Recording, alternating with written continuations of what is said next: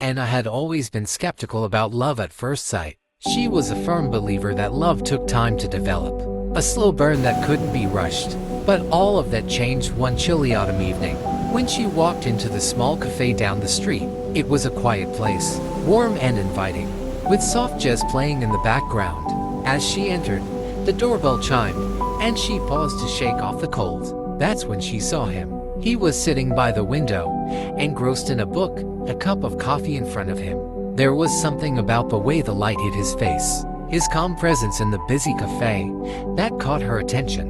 For a brief moment, their eyes met. He smiled, and it felt like the world had slowed down. Anna quickly looked away, feeling embarrassed for staring.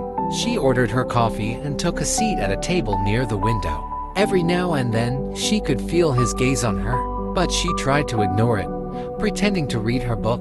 A few minutes later, he stood up, walking over to her table. "Excuse me," he said with a smile, his voice warm. "I couldn't help but notice you were reading the same book I am." Anna looked up, surprised but intrigued. "Really?" she asked.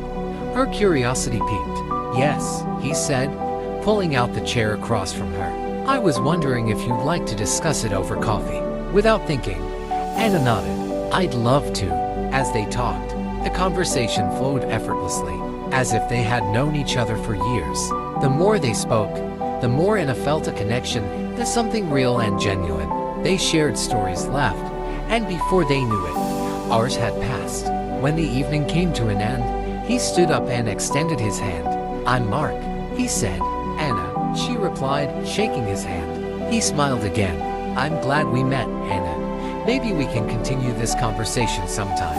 Anna's heart skipped a beat. She smiled back.